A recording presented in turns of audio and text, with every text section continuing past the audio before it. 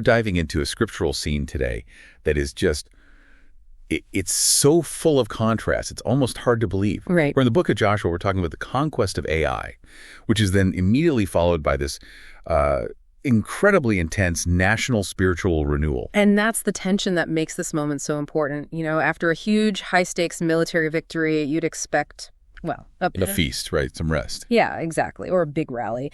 But the story takes this immediate hard pivot. Our mission here is to really unpack why Joshua believed that spiritual alignment was, you know, a more urgent priority than celebrating. So we have these two incredible phases. First, this brutal, all-encompassing conquest of Ai. And then, without even, taking a breath, this complete covenant renewal ceremony at Mount Ebal. Let's start with the battle itself then. Joshua chapter 8. It's just overwhelming in its effectiveness. It is.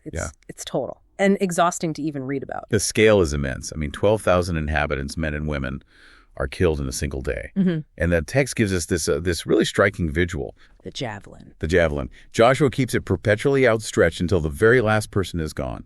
It's a fulfillment of the command. And it all emphasizes this idea of finality. Okay. The city wasn't just conquered, it was burned, made a forever heap of ruins, which the text points out is still there to this day. Mm-hmm. But what's really critical here is the obedience factor. They only took the livestock and certain spoil exactly as God commanded. It wasn't a pillage, it was a disciplined execution of judgment. And the king of Ai gets this very public execution and burial. So You've just come off this grueling, bloody victory. You've defeated 12,000 people.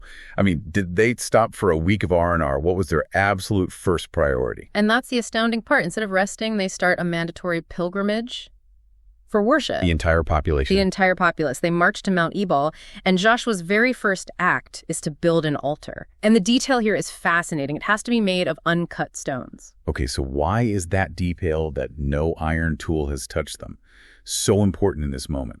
Because it speaks directly to the source of their victory. If the success was divinely granted, then the place you worship can't be perfected by human hands. I see. The iron tool represents our labor, our skill. After a battle won with swords and javelins, the altar has to be untouched by those same kinds of tools. It's this profound statement that says, success requires offering back something pure, unmixed with human pride. So the spiritual foundation had to be set before any of the worldly gain could even be processed. And it didn't just stop at offerings, did it? This moves into something even bigger. Absolutely. A monumental act of public literacy and commitment. Joshua writes a copy of the law on those very stones, a permanent public record. And then comes the assembly itself. Which is just astonishing in its scope. It sounds like the most inclusive national convention ever. It really does. The whole community, elders, officers, judges, women, the little ones, everyone is there. They stand split between two mountains, Gerizim and Ebal, facing the Ark of the Covenant. And the text makes a point to mention the inclusivity. Right. It does. It says the sojourner was there, as well as the native-born. No one was left out. No one was exempt from hearing the covenant. And Joshua reads all the words of the law, the blessing and the curse. It says not a single word was left unread. And this exhaustive, immediate renewal, this is really the core insight of our deep dive. Why do all this right after a brutal war? Because the victory wasn't actually theirs. Exactly. The commentary sources really stress this. The victory at Ai was not because of their tactical genius. I mean, they'd already failed there once. Right, after Achan's sin. It only worked once they were spiritually aligned, once that sin was removed. And this is where it connects back to you, listening.